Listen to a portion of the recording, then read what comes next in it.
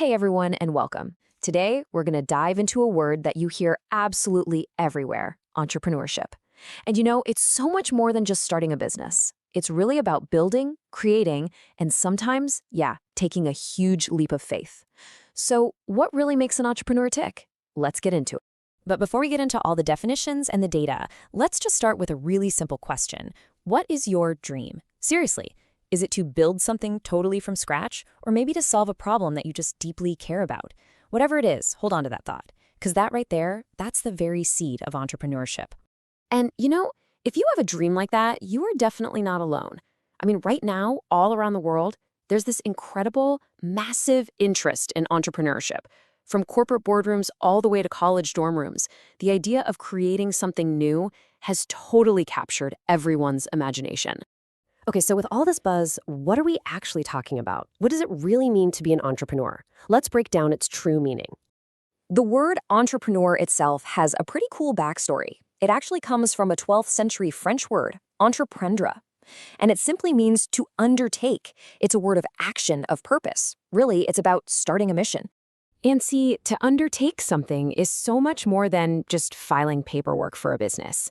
It's a whole mindset, really, and it's built on three key things. First, seeking opportunities where other people might just see problems. Second, taking calculated risks that push you way past your comfort zone. And third, and this one is absolutely crucial, having that sheer stubborn tenacity to push an idea all the way through to reality. All right, so now that we've got a handle on what it is, let's talk about what it isn't. It's time to tackle some of the biggest myths out there. I mean, what if everything you've been told about entrepreneurs is just plain wrong? Okay, here's a big one. You've probably heard it a million times. Entrepreneurs are born, not made. The whole idea that you've either got it or you don't. So the myth says that some people are just born with this entrepreneur gene, but the truth? The truth is that anyone has the potential. It has nothing to do with your DNA. It's a function of your environment, your unique life experiences, and most importantly, the personal choices you make along the way. And what about this one? We all have this image in our heads of the entrepreneur as this high-rolling gambler, right? Betting the entire farm on one single idea, the ultimate risk taker. But that whole idea that they're just reckless gamblers, it's just not true. The reality is successful entrepreneurs are masters of calculated risk. They plan, and they plan carefully. They do everything they possibly can to minimize the downside and take moderate, well-thought-out chances. These are not blind leaps of faith. And the last myth we're going to bust today is probably the most common one of all, that entrepreneurs are only in it for the money. Now, it's easy to assume the whole point is just to get rich. And look, money is absolutely a necessary resource. It's the fuel that keeps the engine running. But for almost every successful founder, it is never the end goal. It's a tool, not the prize. So that begs the question, right? If it's not just about the money, then what is the real reward? What's the actual payoff here? Let's take a look. Let's start with the personal side of things. What's in it for the person who actually takes that leap? Well, on a personal level, the payoff is just immense. It's way more than just self-employment. It's the freedom to bring your own unique ideas into the world. It is true independence.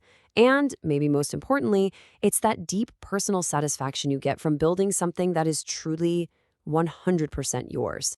But the impact goes so much further than just one person's happiness. So now, let's zoom out and look at the payoff for all of us. And this is where it gets really big. Entrepreneurs create jobs for other people. They accelerate economic development for entire communities, even entire nations. They stimulate the kind of innovation and productivity that pushes all of society forward. And by solving problems in brand new ways, they become these powerful engines for social change. So, after hearing all of that, what it is, what it isn't, and the incredible impact it can have, the big question really becomes, could you be next? Because at the end of the day, it's not about who you are or where you come from. It's about what you choose to create. The brilliant management thinker Peter Drucker said it perfectly. The best way to predict the future is to create it. See, entrepreneurs don't just sit around waiting for the future to happen to them. They're the ones out there building it.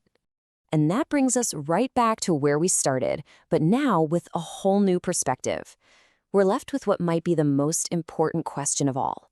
So, what future will you create?